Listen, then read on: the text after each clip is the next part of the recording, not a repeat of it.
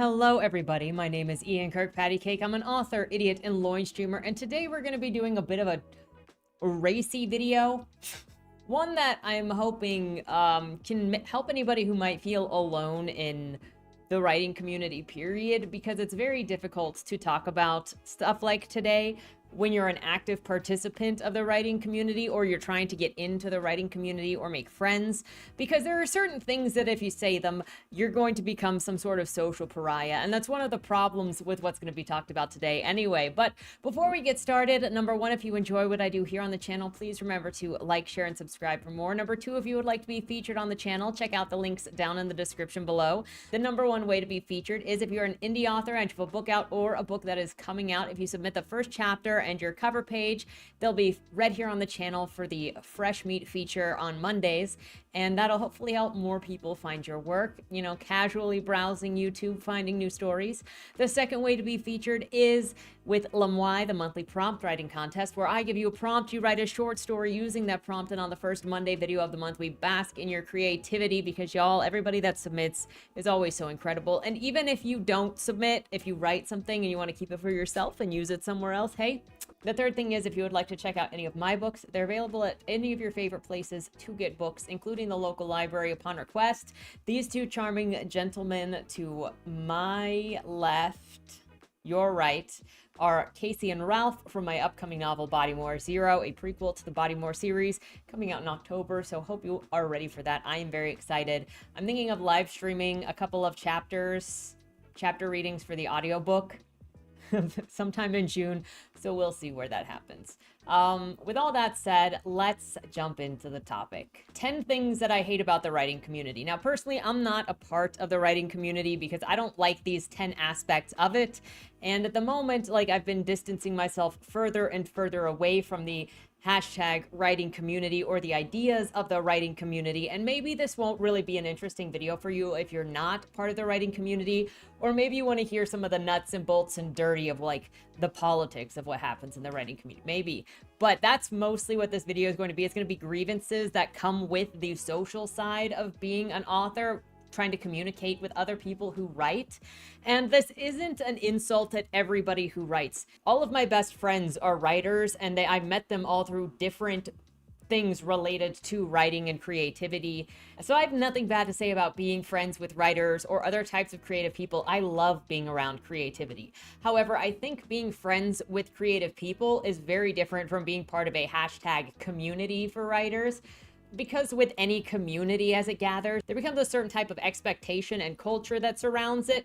And so when you're getting into a community or starting to kind of peek into something like that, you need to start knowing the culture or the ideas around it. And I have seen some concerning behaviors over the years that have just always had me at a distance. And so today I wanted to talk about those things, because some of them are very concerning. So the first thing that I hate about the writing community is the greedy subsector of the writing community. And these people often congregate underneath the 20 to 50K people, or the AI bros now.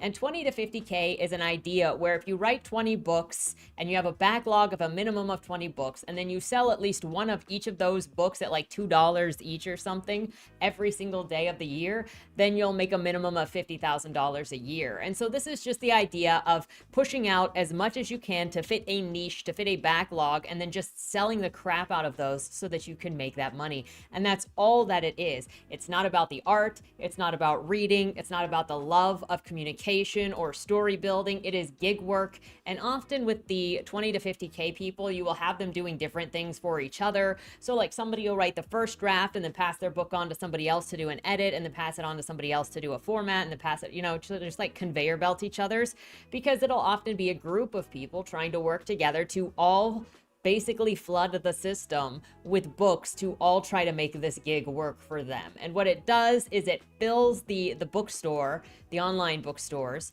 that any of us are trying to be located in, with so much trash just for somebody trying to make money. Then you've got the AI bros who have recently jumped on this gig work, and then they have, you know, created their systems where they just make a button that puts all of it together and then shoves it onto Kindle all in one go.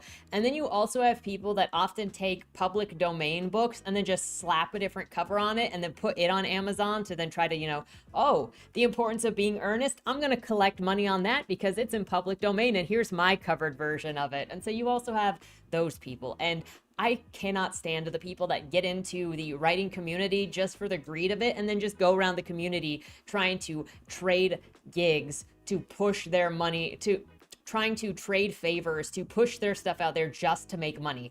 I'm not saying that there's anything wrong with wanting to make money from the art, but if you're in it not for the art, not because you like it, but to just create garbage to shove out there, I have no respect for you, and I don't really like you being around here. We're not the same. And I don't care if that sounds elitist, we're not the same.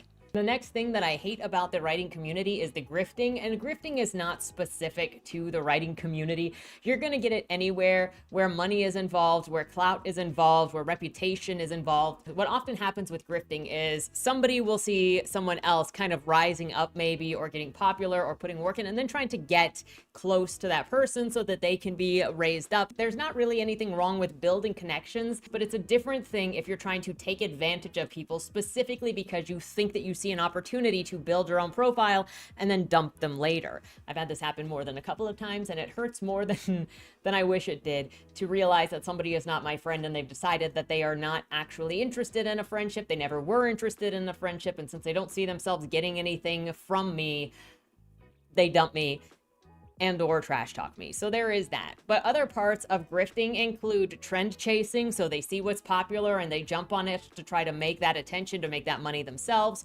Or they do knockoffs or counterfeits versus inspiration. So there is obviously a whole subsect when it comes to trend chasing, where people saw like Twilight and then were like, how do I make something like Twilight so my book can take off? Right now, the big thing is ACOTAR and Fae, and smut with the Fae. And somewhat arranged marriages or forced marriage is kind of a big trope in that romantasy. And I'm sure there are other romantasy tropes that are really poppin'. I just don't read romantasy. So, but I've seen a lot of ACOTAR wannabes on this. And it's one thing to be inspired by something and then say, I love this thing so much, I want to do my version of it. And it's another thing for the grifters to go in there and say, hey, that thing is popular. I wonder if I can trick their fans into buying my knockoff version of their story when I don't like their story. I think that all their readers are stupid, and I think that I can trick them. That's disgusting, and I have seen that. So again, there's nothing wrong with taking inspiration from something, but if you're seeing a trend and then being like, I absolutely can hate this, but I think they're so dumb that I can take advantage of them. There's also political writing, where you see a popular thing like in trends, or a popular political opinion in trends, and so then you jump on it to state it so that you can kind of gain some sort of reputation from agreeing with the popular zeitgeist that is political and has nothing to do with books. There have been a number of them over the past couple of years. I think Black Squares was one of them during 2020. And one of the more recent ones that I've been noticing and have actually heard said to me from both authors / writers and political people in general that want to get into creative spheres but have a history of zero interest and zero skill in that area, is saying that there is nothing good made contemporarily. There are no good authors, there are no good writers, there are no good forms of art, there's no good music, there's no good movies. Like, just saying that nothing made today is good, but somehow their one version or their 19th crappily written book is going to be the thing that changes crappy contemporary writing. Instead of finding artists by the tens of thousands, incredible artists that exist today. I found some incredible indie authors that I've reviewed on this channel before. I've recently fell in love with a new musician that I think his music is fantastic. And I find new musicians all the time because I listen to a couple different indie channels on YouTube and find new music all the time. So if anybody tells you that there's no good art being made today, nobody is doing good storytelling except for them, they are going to save the contemporary artist, don't believe them. They can definitely believe in your work. Believe in your work. But what I'm saying is, think about what you're saying as an author. If you say that you do not believe in your creative peers, everybody sucks, except somehow you are going to be the messiah of contemporary fiction. Like, I personally don't feel comfortable saying that everybody else that is creating alongside of me is creating garbage today, regardless of what they're making. I might not like everything that I read. I might have personal pet peeves with things that I read. I might criticize the things that I read. But that does not mean that there are no good things being made today. There are things made for different readers, different audiences, and at different skill levels. So yeah, there's going to be some bad things made, as there has been in every single decade past. If you look at movies from 20, 30, 40, 50 years ago, there are still movies that fell between the cracks that nobody freaking cares about. The only musicians and movies that you remember today are the ones that were the cream of the crop that stayed at the top after all of the others faded away.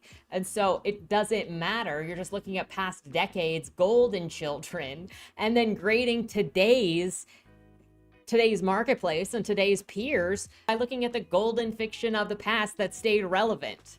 So just be kind to your contemporaries, okay? I try to be really careful, and even if I don't like it, you might like it, and at the very least, let's talk about it and see what happens. And I've been trying to get better at also finding ways to share fiction, even if I don't like it, without it having to be a critical review, but it's hard. It's hard. The third thing that you see a lot of in the writing community, which is not, again, unique to the writing community, I don't think any of these are unique to the writing community, but they are things that keep me at a distance, is the egotism and the over-emotionality of a lot of authors. If you go on Twitter, if you go in areas where there are authors just kind of talking, you will often run into the author who will either, one, use one-star book reviews to cry or to try to be like, hey, look, I'm a real author now. And I don't know about other people, but if you've got like 6 books out there and you have only just now gotten a 1-star review, it means that only just now have any of your books gotten to people outside of your friends and family.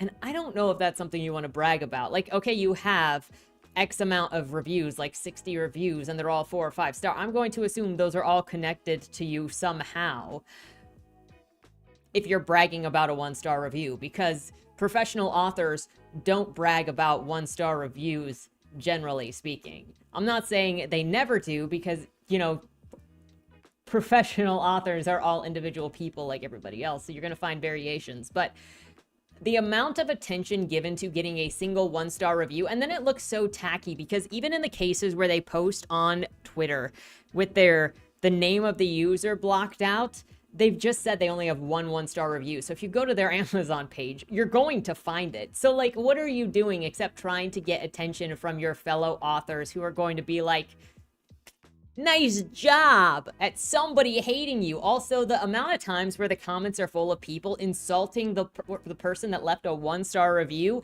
is insane. You can get over it. There was somebody I saw, they had a zombie book set in Japan where it was like feminist in the medieval era. I know that it's like, I know I'm using the wrong word, but I'm just trying to get you back in time a little bit. And the reviewer was upset because there was a feminist style character in this book that was called historical fiction, and it was also fantasy because it had zombies in it. The author and some of the fans of the author or other authors were dunking on this reader for being mad that there was feminism in this book when they weren't mad that there were zombies in this book. But if you're going to sell a time period, it's kind of fair for somebody to expect the ideals and the values of that time period to maybe sort of be in there. And then if they're not, then understand that you're probably going to get bad reviews from somebody or disappointment from somebody if you don't meet the expectation. And then that's usually often what a 1-star review is. The other thing is, when authors don't know how to take 1-star reviews, it kind of tips me off that they aren't readers, because that means that they aren't leaving 1-star reviews. They're taking 1-star reviews or 1-star ratings personally because they don't read and experience books to be like, it hurts. I have read books that hurt. Thursday's book review was a book that hurt. Oh my gosh. The other thing that you'll see with the egos, I mean, you get to do you. You get to do you. I can just not like it. The people that manipulate either political stances or victimization or feeling sad in order to sell books, And I've seen far too many people vaguely speak about being bullied by somebody, about being insulted by somebody, about being sad because somebody was mean to them, but they don't want to say who it was. They're not going to say who it was. There was this tweet that was going around some time ago that was some lady that did a fake query rejection that insulted her personally and used buzzwords that had to do with mental illness. And she was getting so much sympathy from a bunch of people until others were calling that letter garbage. And then she started walking it back saying, oh, it was a joke. I was joking. I just want to give an example. I wish that people were more forward. Too many people in the writing community try to take advantage of your compassion, of your kindness, and your care when they're crying to like sell stuff to you or to get you as their fan. And it's very sickening to me. Speaking of dishonesty, that's the next thing that I hate in the writing community. Aside from the things that I just mentioned, another common thing that you'll see in the writing community is review trading, where authors will say, hey, I will give a rating to your book if you give a rating to my book, and then it's all either 4 or 5-star ratings because nobody is reading anybody's book. Nobody really cares. It's just about giving it a high rating to look like it's very much appreciated or enjoyed to sell it to other people. This often goes with the greedy tier. It also goes with the egotism tier. And so then when people ask you, hey, what did you think about that book? A lot of people haven't actually read the book because it's either they're not interested in reading, as a lot of the writing community freaking just straight up refuses to read. It is asinine how many people think that they can write and then refuse to read a single book. But then the other thing is because they don't want to upset other people and then lose that ally in trading newsletters and trying to sell books by being honest about not liking it. Now, it's pretty common in the industry in general, the professional industry, the traditional industry, that if you are a published author, you're not going to publicly critique or criticize one of your peers' books because it's seen as bad business. You're possibly going to create bad blood. If you're under the same publisher, you may be asked to blurb somebody's book because, you know, you're all interconnected either by your agent or the publisher. And so those blurbs come usually from associates of one way or another. And so if you publicly criticize somebody's book, it's going to possibly be bad for the relations within that community or within the industry, period. So often what I do is frowned upon. I made that decision for myself, but you might be surprised at how many people I still have to assure all the time that you can feel and say and be whatever you want about the books of mine that you read. You don't have to be careful. I'm not going to be mad at you. Your experience is your experience, and I get it because I read books, and I wouldn't want anybody forcing me to change my opinion on these books or to not say what I want to say. You know, you can feel what you're going to feel, and we are all going to approach books and feel books differently, and that's just how it is.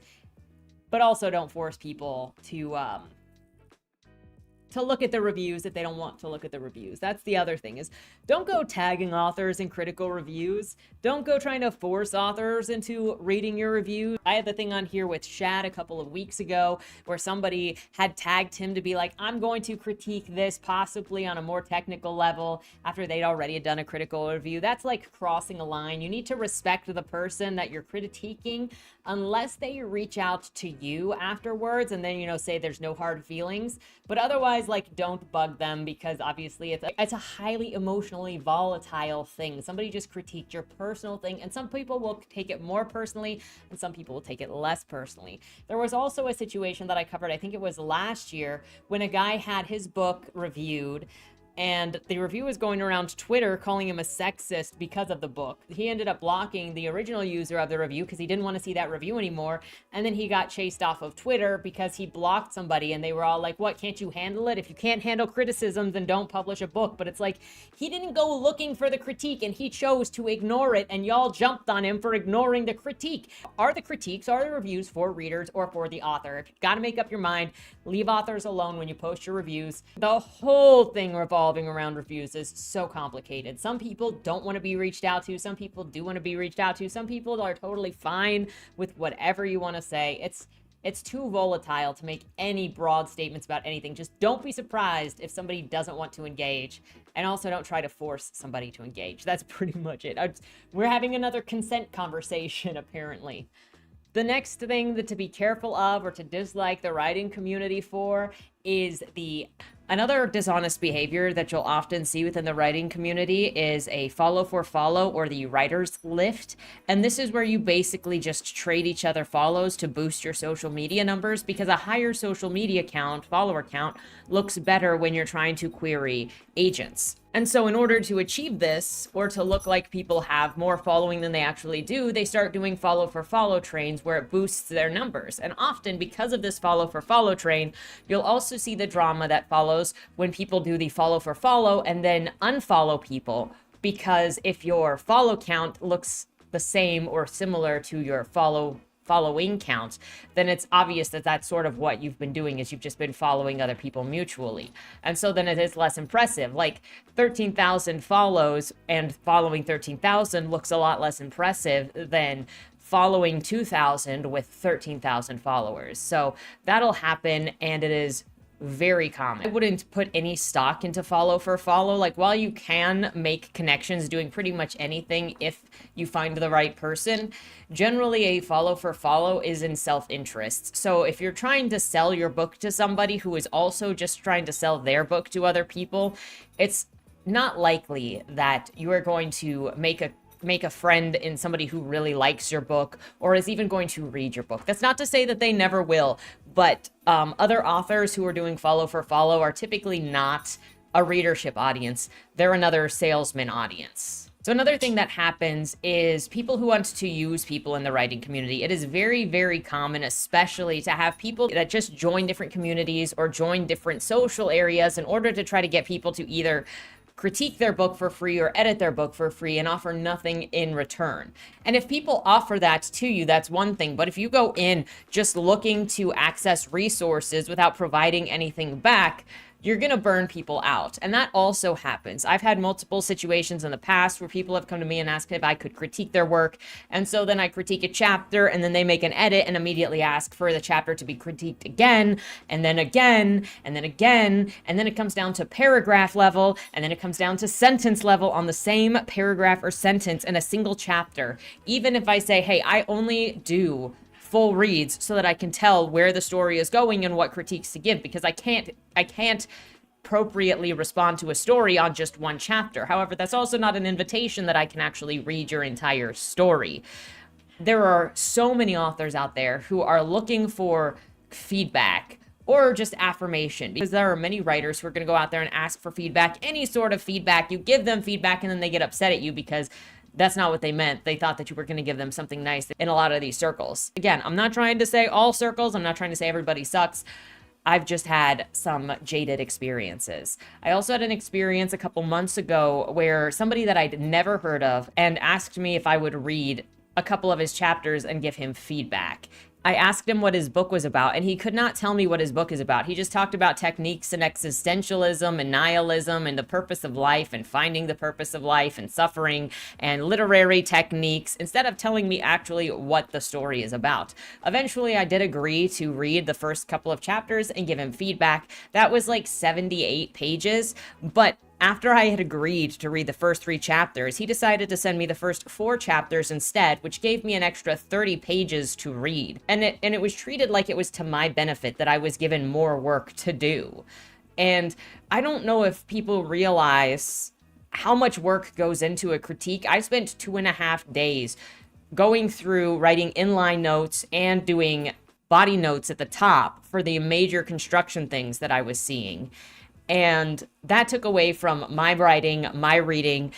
Developmental editing is some of the most expensive editing that there is, and people will take advantage of it if you offer it at all. And it's kind of disheartening to me that in general I've had to stop offering, period, because people will literally just use you for free labor, for free, looking at what you're doing, and then offer nothing in return. They don't care about you. They just want somebody to look at their stuff, and then they're gonna take your days and then just leave. And I have had more than a few people approach me to specifically critique their books. I like helping people, but there's also a point when I'm being demanded on so much that it feels like all that I have to offer anybody, because this is the way that I'm treated, is I'm only valuable so long as I'm offering somebody a service, and I exist only to serve people. And that's what these users can end up making you feel like, is that you don't have any value except for what you can do for other people for free, and then goodbye when it's over. Also, for the number of people that have approached and asked for critique previously, a couple of years ago, I was offering to help people the same way with what I did for university with my MFA in creative writing. And that was the mentorship program that I had with my mentor at the time. And majority of that program for studying outside of the residency time, it was working one-on-one with a mentor, and would submit a set number of pages of a manuscript that would be critiqued, and also would have a reading list, and then there would be half of those books would be annotated. So people coming to me asking for feedback, if I would help them with feedback, I would give them the rules that I will critique 20 to 30 pages a month if we put together a reading list of 7 to 10 books for the next 4 or 5 months.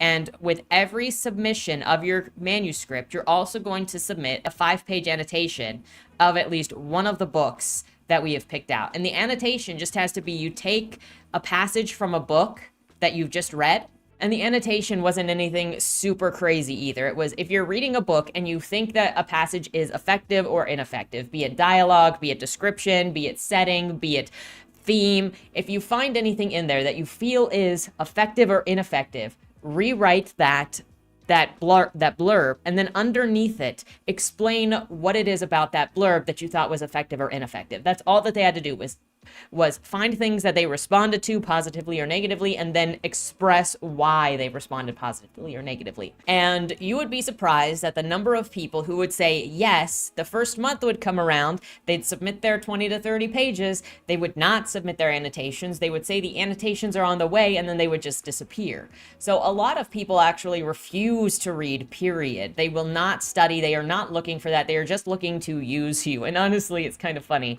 how many people you can sort of shake out of that usury by asking them to read and annotate books to help their study, if that's what they're doing. Advice, people, and I say this knowing that I talk about like what I do for writing, but that's just it. There is a difference, and I went to grad school and we had this exact same thing, which is one of the things that always blew my mind when I saw the writing community, an AuthorTube community on YouTube.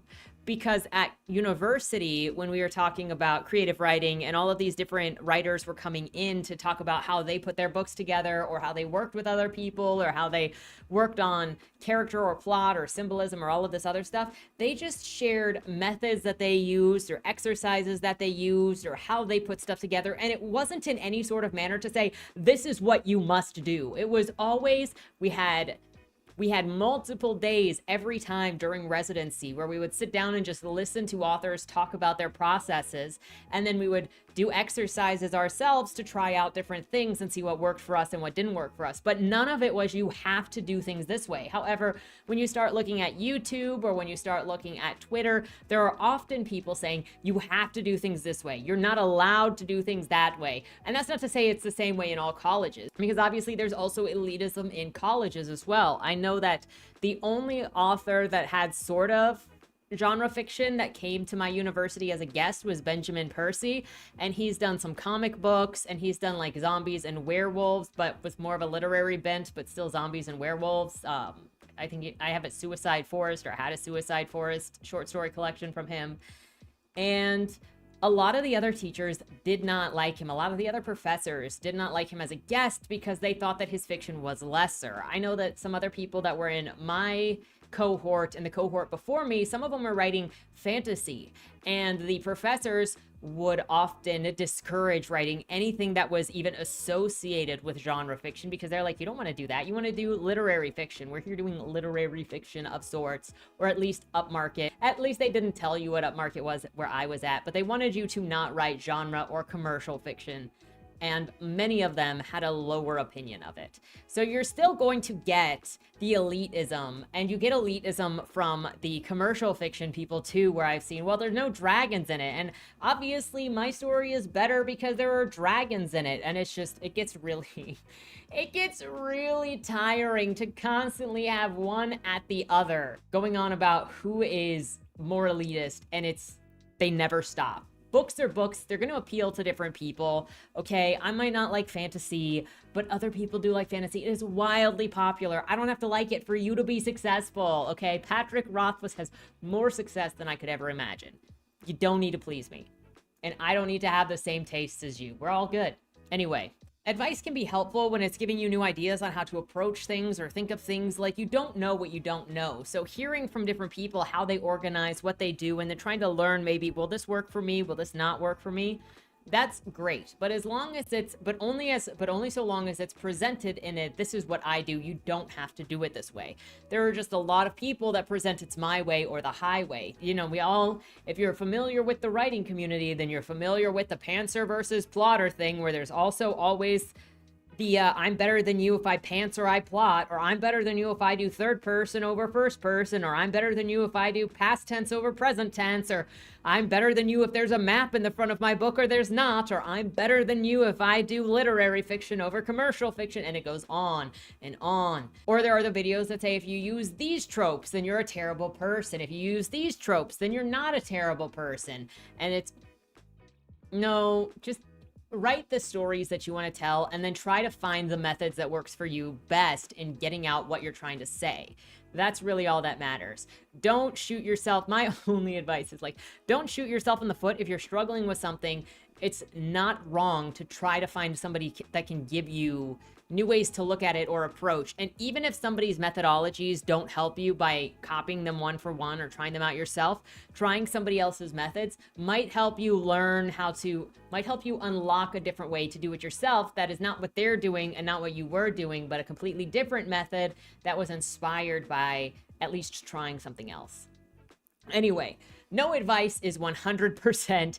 Don't worry about it. Oh, there's also, on the advice thing, I've run into this before too, where I'll critique a singular book, an idea in a book, the presentation in a book, and then somebody will take that critique and then broadly put it across everything, where I go, hey, if this character is supposed to be kind-hearted and really, really liked, and so then it is expressed in this way, and I don't see this characterization that it's telling me I should see, it doesn't work.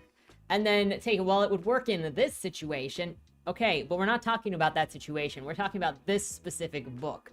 So another part of that advice idea is that advice is singular. Advice is one-off. Advice is specific. And that's often why I try to do book reviews the way that I do them, so you can hear the entirety of the book and the critiques of the book as they go through, and you can see the logic or the thought as I'm talking, hopefully, or the comments that I drop, because those are going to help you kind of focus on how do I connect event to event instead of just putting random things together. But maybe that also doesn't work for you, because there are different ways to share advice or critique that don't work for some people but work for others. The next thing that makes the writing community kind of suck is cowards, and that is, you have to write, this is probably going to be a short section, and the cowardice comes when somebody says you have to write something this way or else we will punish you. Be afraid of the backlash. And so then if somebody does something, many will back away from trying to stand up for or protect something because it is going to come back on them poorly. I remember some years ago, before I even started having a YouTube channel, where I wanted to keep my head down as well in getting published in the traditional industries. I said, okay, I'm going to keep my politics to myself. I'm going to keep who I am to myself. I'm going to keep my history to myself, and I'm just going to try to do this. I don't want to stand out. I don't want to say anything that'll get me in trouble. I just want to get published. And at some point, and I know a lot of other people that just won't say something in a public situation because they don't want to make waves, because they don't want to, oh, but if I say something against this, I might get negative reviews. If somebody might review bomb me because they disagree with me or because they don't like me. And people freak out about book ratings when book ratings really don't matter in the long run. And I say this, and I'm constantly always prepared to just be review bombed because I'm annoying. And I expect to irritate people. But there are a lot of cowards. And not only will it end up punishing you, but it'll end up punishing other people because nobody wants to get punished for just saying something, so nobody says anything, and then a dog pile happens, and often somebody who opposes that dog pile will either say nothing or they'll join in so that they don't get dog piled on next. There's a lot of peer pressure that comes with the situation. And we'll come back to that. These next 2 points tie into the cowardice. Then the next thing that sucks in the writing community is the politics, be it identity politics that says, hey, you need to publish me because I'm this, this, or this. It's become very common in the last couple of years, especially that in order to get attention in a lot of traditional spaces, you have to lead with your identity. And now some of you might not think that I have an issue with this or have had an issue with this or that I understand this very well. But as a female named Ian, it doesn't matter that I'm female because people still see the name Ian on the query letters and they make assumptions. So unless I led with my identity to say something, then I was still going to face the assumptions of what people thought I was. And that goes for anybody. Unless you start putting it into your query, into your statements, people start thinking you don't have a right to something. And these identity politics or politics in general don't just end in the query letter. You've got people saying you're not allowed to write this thing unless you are identity or unless you've been through experience. And while having an experience can help inform the way you write something, you are not the only one allowed to write something. This has also turned into bullying. You have stuff like Carve the Mark, where the chick had written a book about chronic pain. She got jumped on and hounded and bullied for writing chronic pain and people saying, you didn't do it right. This isn't how I experience chronic pain. And then she said that she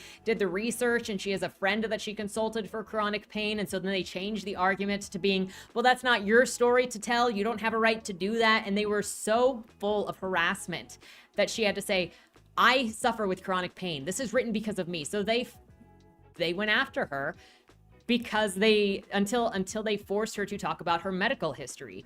I think you had the same thing with the author of Gideon of the Ninth, where she wrote a story, and I'm sorry if I said that wrong, where she wrote a story when she was younger that had to do with a pedophile or a predator. And people jumped on her for that until she finally outed herself as having been abused as a child. And you have all of these situations where people say you're not allowed to do this, or you can't do this, or you're not going to get attention unless you start your argument off or you start your statement off with your qualifications. And those are your mental health, your physical history, your sexual history, or your physical sex, your relationship status, like any of these things that have nothing to do with anything. And I cannot tell you how annoying it is to be in a conversation with somebody where they say, as a blank. In some cases, I can see where that might help to like give qualifications to something or to give a perspective to something. But in many cases, it also feels like trying to diminish somebody else's perspective and put yours higher without actually considering where their perspective might come from or what experiences they have, and that nobody owes you that information in order to justify their opinion. And it's just very disrespectful. Like, people can do whatever they want to do, but I think it's disrespectful, and you're not going to force me into giving personal information out to justify my opinion. I'm going to know what my justified opinion is, and if you're kind of a jerk because I don't follow that rule book, tough. I know where I'm coming from, and then if you label yourself, I know where you're coming from. I don't know anything. I just think that it's annoying. But not only is that part of the political thing, there's also the obvious bias that's been in places. Not every agent is like this, okay? Not every publisher is like this either. An agent is a very specific individual relationship that you need to have respect between yourself and the other person, or else it's not going to work. You are business partners, okay? You cannot get into a relationship with somebody, whether it's romantic or business, and just completely dislike them. I mean, unless you're Rodgers and Hammersteins, and then you can write beautiful musicals together and absolutely despise each other. But in most cases, you're not going to have a very fruitful relationship if you can't stand each other. Now, I have been at, and you might say that it sucks that all of these people say, I don't want to work with you if you have these politics, which, yeah, it does suck. But you probably wouldn't have a great relationship anyway if you have seething hatred for their politics and they have seething hatred for your politics. I've been at a couple of writing conferences, sitting down with agents, listening to them saying that they go and look at Twitter accounts or social media accounts when they're interested in a book, because it's important to them to not only see that that account is not opposite of their political persuasion, but they want to see it affirming their political persuasion, because apolitical is still not good enough because you're not in the fight. And that's what they said, is they want to see that. Now, that's not all agents. That's going to be a specific agent. But if that agent wants you by default to be political and you're not a political person, then it's probably not going to be a good match. So there are groups of people, there are associations. If you remember, the RWA shit show got wiped out, wiped down, broke apart, reformatted a couple of years back because of political differences, people not liking that somebody liked Tucker Carlson, Candace Owen, Charlie Kirk. That's starting to invade somebody's personal stuff. And you don't have to like everything that an author does. You don't have to like everything that an artist does. You don't even have to like an artist. But when you start getting to the point of trying to control people and then saying everything you disagree with is evil, I'm going to call that manipulative, and I'm not going to be a part of it. And that can go for any political persuasion. Just choose to engage or not. That's my preference. And I can't tell anybody what to do. I'm not going to try to tell anybody what to do. And, I don't want to tell anybody what to do. If there are things that are just crossing boundaries for you, do what you think is right. That's where I stand. But applying pressure and trying to force lock somebody out, I don't think is appropriate. I've also been in critique groups. Oh my gosh, this is the other thing. I did a video a couple of years ago now, because I think it was before ISOM 1 came out, that said, I hate politics. And it was about the political that was constantly pushing harder and harder into the creative spheres, to the point that all creative places were insanely aggressive now, that it made it very hard to enter ideas into the creative space, because you never knew who was going to snap at you for being problematic. You never knew what comments you were going to get. You never knew if you were actually going to get in trouble because somebody was going to be like, oh, you're some kind of problem, so now we got to jump on you to teach you, and there's no coming back when you're labeled a problem. And the more the actual political heads get into the arts and try to force propaganda into the arts, try to force people to conform one way or the other. And I can tell you, I've been in left-wing spaces and right-wing spaces, and both of them have stringent rules on what they think characters should look like. I've seen people that would insult Casey and Ralph here as not masculine, not manly. They're little sissies. One, because they wear nail polish. Two, because look at Ralph. He's just a little tiny string bean. But they have ideas of what a man has to be in a story, or else it's propaganda to try to convince people to be sissies. That's a lack of understanding of human nature, of human behavior, of personality, of upbringing, of background, of character in general. And I can't stand when the politics gets pushed into the creative, because then you can no longer explore ideas, and it gets bad, which turns into peer pressure. You can get kicked out of groups. Oh my gosh, and people make assumptions about you. You say that you're for one thing, and then they assume all of your politics. You say you're against another thing, they assume all of your politics. I can't believe that I'm having to sit here and guess what people think my politics are, because my name is Ian, because I don't believe in abuse, whether it's male or female, because I believe in the value of life, and now people are determining what I think life means, because I believe mental health is an important thing. I believe that families are an important thing, but I also think that you can make your own family, that a found family is legitimate, that even if you are blood related, you still have to choose who is in your family, because family can't abuse you. And there are just so many minute things to the human experience that are going to be labeled one way or another, and then your entire political being assumed on whether to hate you or not. And it's so dumb.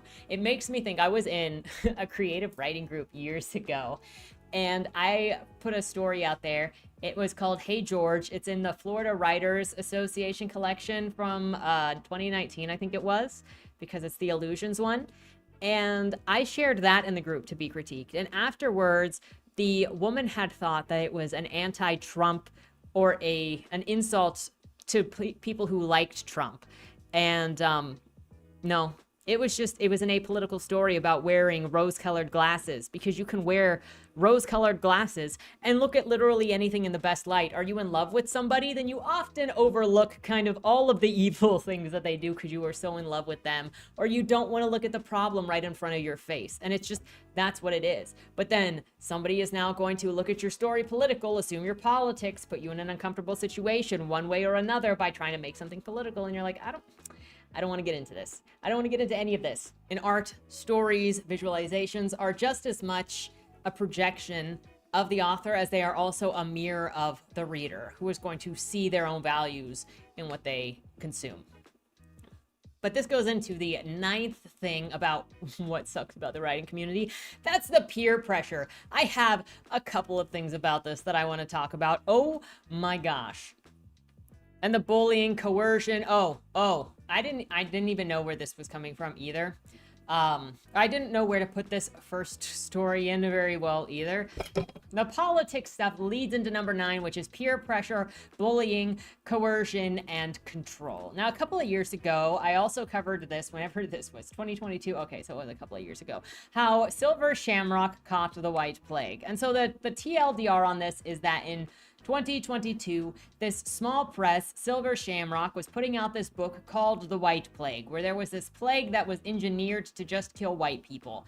And a lot of people latched onto this because the horror community is, for some reason, very sensitive. I remember looking at query letters some years ago. I remember looking at anthology and submission guidelines for stuff some years ago. It was like, no sexual violence, no visual violence, lots of rules that were really weird for horror anthologies. And that's not all horror anthologies, but you start looking at queries at least a couple of years ago, and it's always depressing when I go look at them, so I stopped looking at them. But with Silver Shamrock, they were doing the White Plague, which there were some inaccuracies in general with them talking about Tasmania. So, like, some kind of what you might expect for an indie press quality. But people freaked out because it was a racially targeted virus and people were calling it racist. And so then a bunch of authors started demanding their books be pulled from Silver Shamrock. If they were going to do their anthology, they were having people pull their stories from the anthology, and the publisher eventually folded. Everything got shut down, locked down. They were dragged as racist. The author of the book wasn't even a new author. It was somebody who had a history, and it all just went down because of the peer pressure, the bullying, the coercion, the mad fight that immediately happened on Twitter. You can go and watch the video here on this channel if you want more of a history of that, or I'm sure there are other people on YouTube that also covered it for other perspectives. And it just crumbled. And that's what happens, is the peer pressure just happens so quickly with a whoosh, and it becomes a part of the battle instead, with a battle of will and a battle of reputation. The same thing happened with Matt Shaw and Haley, I can't remember what her last name is, when they started using social media against one another, and that also became a battle of the pressure against the other pressure so that one didn't lose. And often it's, can you get enough pressure online to force an interaction in the other? The horror community has been specifically pretty bad about this, where you see people all the time trying to use their identities as cover for abuses that they're doing to other people. And then you might have two abusers abusing each other and then saying, well, I'm a victim, no, I'm a victim, when really they're both just being aggressive at one another. Or somebody is using their identity as a way to cover for their abuse because they know that they can defer the way that they are treating onto that other thing. And it's just, whoever can have the most convincing victimhood story becomes the one that controls the pressure that shuts things down. And it's ridiculous. It'll happen so fast, and then people will delete all of their posts after the damage has been done, and there's no recovery for it. There's nothing. And they hope that you never come back. And the final thing about the writing community that, again, is not specific to the writing community, and that is the pedophilia issue. There is a lot of pedophilia and pedophilia apologists and predators in general within the writing, and sometimes it seems the reading community as well, because I don't know how many of the readers are doing this. I'm not going to make any accusations at anybody. I just get to see things that are very uncomfortable, and I'm not talking about books like Heather or Tampa, which are bad enough on their own to just be poorly written ideas that should have gone back to the drawing board a couple of times to not be quite as questionable as they are if that's not what they were going for. The first one to address is NaNoWriMo, where just last year it was discovered there was a major grooming going on in a group made for young writers. Allegedly reported of minors possibly being funneled to an ADBL has to do with adult diapers, age play, and Allegedly, NaNoWriMo ignored reports of minors possibly being funneled to an adult diaper baby fetish site for their forum, and allegedly didn't investigate, even allegedly involved one of their mods. A group of concerned users identified evidence of alleged child exploitation on the NaNoWriMo forums by a moderator. This moderator allegedly runs a fetish website that includes content involving minors. They were also a NaNoWriMo moderator overseeing a group of teenage minors on the NaNoWriMo forums. They uncovered instances where minors were allegedly being lured over to the fetish website, and adults from the fetish website were allegedly invited into Nano's teen thread to interact inappropriately with the teens. In May of 2023, they sent a report concerning the concerns to Grant and Maria, including a spreadsheet, links, and several screenshots. This was not meant to be irrefutable proof of minor exploitation, but proof that there were serious concerns and a call for them to investigate the matter further, because the NaNoWriMo moderator involved in minor exploitations would be a very serious concern. They waited, and a month passed, and this individual was still in the moderator position overseeing minors. Nothing happened. The mod had a history of problematic interactions with minors, even outside of concerns that were brought to the PM. So we built a case to at least have them demodded, to at least get them away from the Nano minors, since HQ didn't seem to be doing anything. After massive pressure from users, this was successful and the individual was removed as a moderator. However, they were not banned from the site and continued to retain their personal account with the same name they'd moderated under. Even worse, they continued to post in threads with their moderator username and adapted a position of continued authority. There's no idea if anybody ever investigated it further. Users were banned from posting in the public moderation records. Do not let this die. Warn every minor in your life to not participate in NaNoWriMo or the Young Writers program. This info was being purged actively from NaNoWriMo ML discords with the prepared response posted in its place. Anyone who posts it is instantly banned. And then this person said they've been a forum moderator many times. When you get a tip that one of the mods might be being inappropriate with a minor, you shut them down instantly, demod, freeze their account, and investigate. That not happening is what tipped us off that something wasn't right. Like, this is really low-hanging fruit. If you want to let minors register on a site, do the bare minimum to keep them safe. Investigate reports of grooming and exploitation. Like, what kind of investigation happened? Talked to the mod and they said that they didn't do it. In December of 2022, the NaNoWriMo winner page directly funneled users to two vanity presses that charged $10,000 in publishing fees. When users exposed this, they were banned from the forums, and an apology was posted to the vanity press sponsors. 2023 was supposed to be restoring trust. On November 9th, a roomie posted here saying that posts were being deleted from the NaNoWriMo forum for still talking about this. Many people contacted the board of directors and they knew nothing about this. Rumor is that the forum may be shut down and or set to read only within the next week. It just got worse. Users on NaNoWriMo Young Writer program are now sharing testimonies about moderator mistreatment.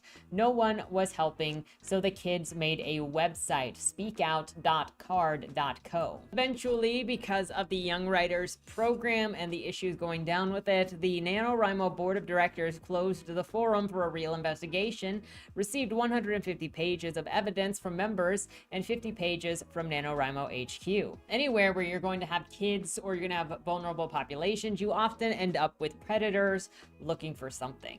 And this is also one of the issues that I've had recently in talking about banned books, because I've run into authors who are more than excited, more than happy and enthusiastic to want to put pornography, not even like exaggerating. We're talking about stuff like 50 Shades of Grey, happy to put that in the hands of children in schools, cannot speak out against it because they want to do that, and then they want to be a banned author for giving porn to kids, and they don't see a problem with it. These adults do not see a problem with talking to children about things that they're not supposed to talk to children about. You also have things like Fit to Read, and I know I said I wasn't going to make any accusations. I don't have an accusation to make here because he's already been arrested. But Fit to Read was a YouTuber who did science fiction literature book reviews, 8.12 thousand subscribers, and he was arrested in November of 2023 for child pornography charges. Not only was he a book reviewer on YouTube, but he was also a gym owner.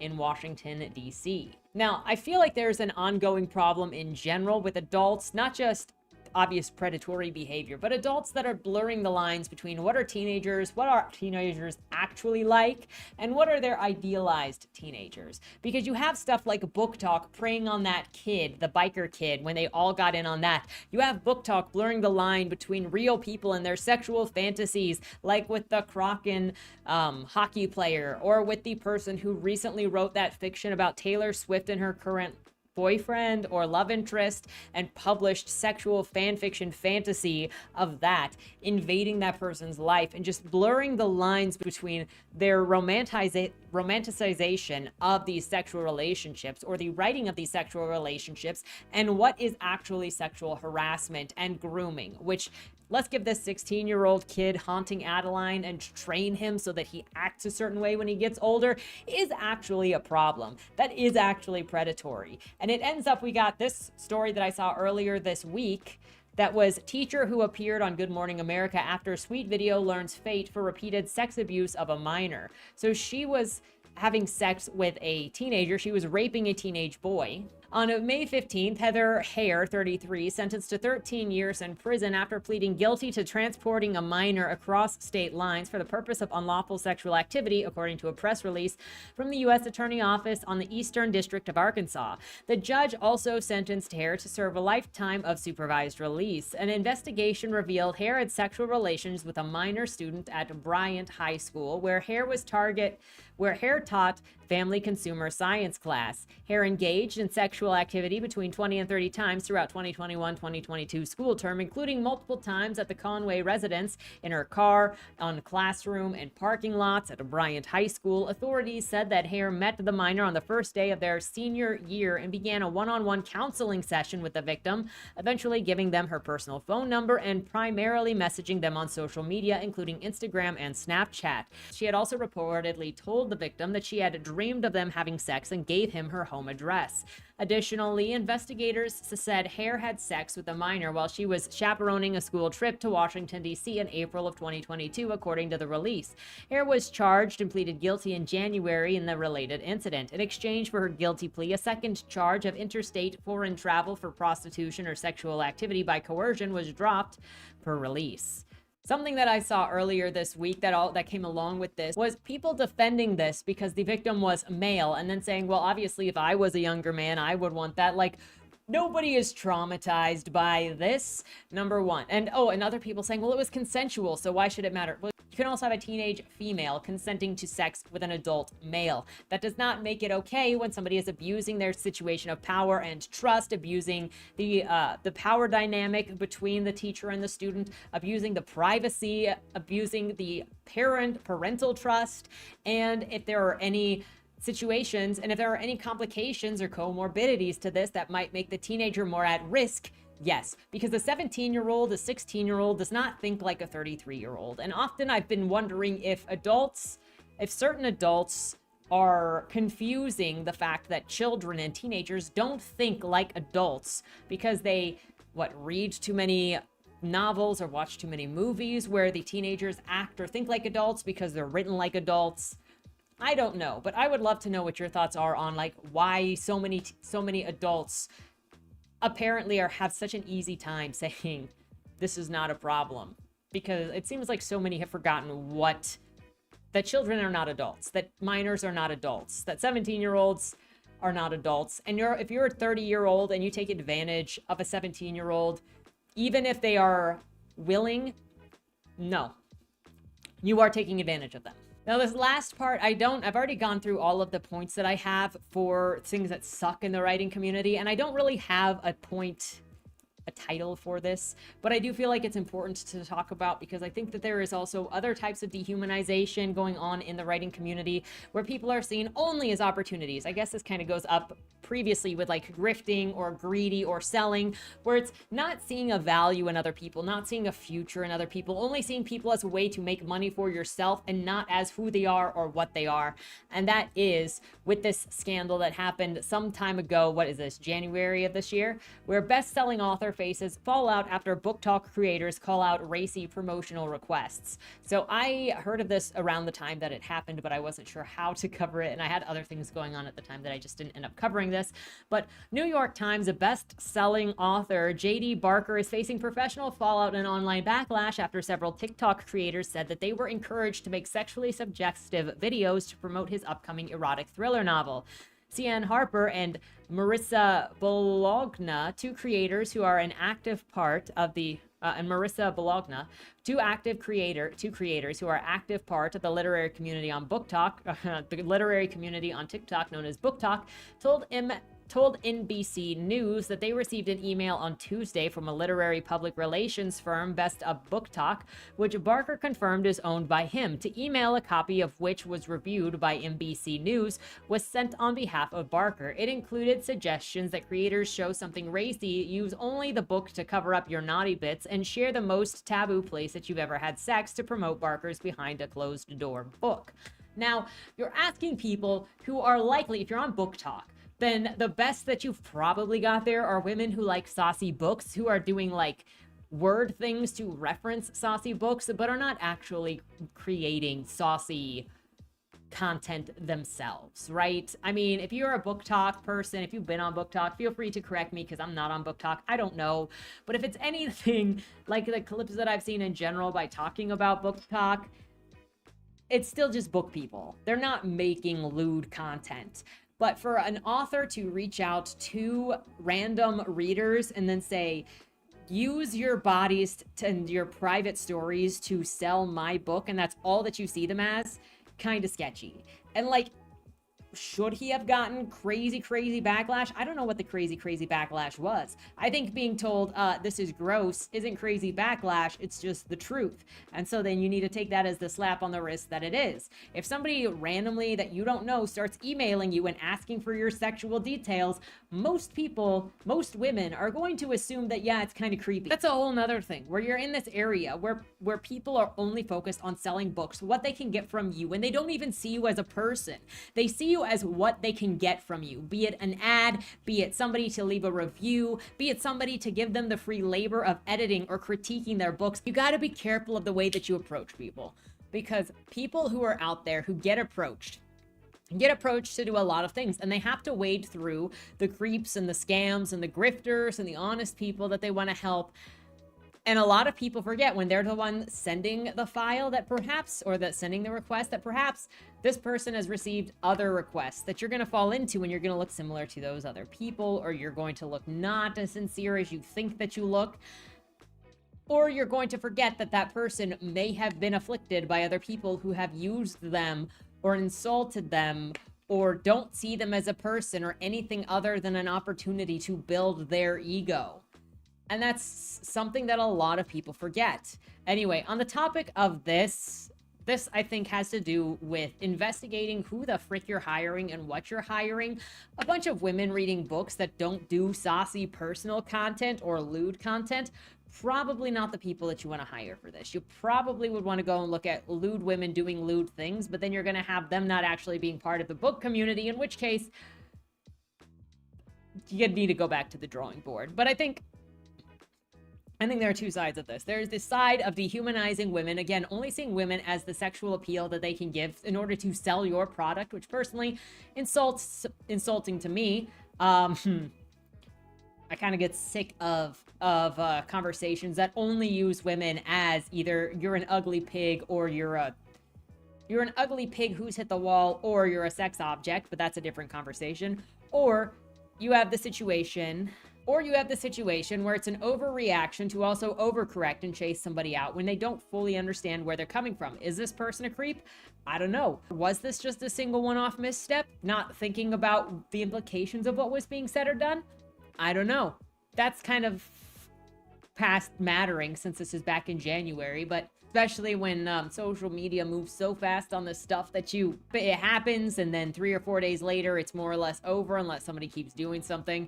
Anyway, those are the things, the 10 things, and a bonus thing. on just annoying things about the writing community, including some experiences about the writing community. In general, I get so much fulfillment out of my creative friends and talking about creativity. But the writing community can also be a minefield that is either out for itself or out to destroy you, that you have to be so careful on. Not every person that you're going to meet, most people in the writing community or who are also creatives, are not necessarily going to vibe with your vibe, and that's fine. And you can be friends and not vibe with vibes. You can not have to trade book reviews and still be friends. You can not like each other's genres and still be friends. But you can't force it. You can't buy it. You can't mistreat people or just take for you and ignore the other persons and expect to get anywhere. And you can't use coercion. Otherwise, it's not friendship you're looking for, it's something else. And so that's why I will keep myself away from the writing community, but I will continue to look at making connections with other creatives, whether it's just by consuming their art, because I'm never gonna stop, or if we ever actually get a talk, because I love art. And I love making it. Let me know your thoughts on this topic down in the comments below. Have you experienced any of these things? Do you feel safe enough to discuss having experienced any of these things? And if not, I hope this gives hope out there for anybody who is afraid to say something or doesn't feel like they vibe along with the writing community for whatever reason. You're not alone. It's just usually if you don't vibe with that group, you're probably not going to say anything because you don't want the negative opinions. And so I hope that this can at least be a beacon that you will find people that vibe with you. They are out there. Sometimes it just takes longer to vibe. Two of my absolute best friends I met online. One of them I met in 2008, and I didn't meet him in person until 2012 when I stayed with him and his family for 3 months in the summer. That was the first time we met. It was, we had better hoped that we liked each other since my flight didn't leave until the end of summer. Fortunately, we did, and we're still friends today, and he's the person that does my book covers. The other one I met just 2 years ago, and we have so many ideas for stuff that we're going to do together, and she has made some beautiful character art, and I can't wait to make our stories together. She is the reason Bodymore Zero is in the condition that it is in, because our stories came together so well that I can include her story, she can include my story. These boys get to have hope for the future, get to have a family in her story as they move on from Baltimore. Be looking forward for that. And then we have so many other things like the Westies and the aliens getting a second life and the Easties. And I just can't wait for all of the things that I'm going to do. And then other friends that I met like in 2019 when I went to a writing conference, and another writing friend that I met online in like 2018, 2019 on a different website. And you can meet real people, real friendships online, but you all have to go in with the same intention, being the same kind of sincere. And if you're not sincere, if you're pushy, if you're trying to get something, people will usually find out. So, I don't know. Have hope, have patience. Friends will find you when you're not looking. With that said, have a great weekend, and don't die. Was that Wayland Cross in the trunk? Do you know, or is that something that's still being figured out? The person in the trunk was not Wayland Cross. Is he in trouble? We don't know who did it, but as the owner of the car, the longer he's missing, the worse it looks for him. Cross isn't a killer. For the last couple of years, the average number of murders in Baltimore has been over 300, and it's been going up. Mind you, that's only whatever the badges count as official murder, and believe me, there are people that don't count when they die. Wayland? If you're down here, tell me. I'm not talking to the badges, I've been looking for you. They found a body in your trunk. Way. Why? Did you do that? To the left, plain black letters read along the wall. You walked in the corridor. Once that ends, you chose the dark is on the right. My vision goes blurry, flickers black and black and black for longer intervals until I can't see anything at all. I'm not screaming anymore, but my voice echoes back to me. Where the hell am I? You're dead, Josephine. Even smart people do stupid shit sometimes, right?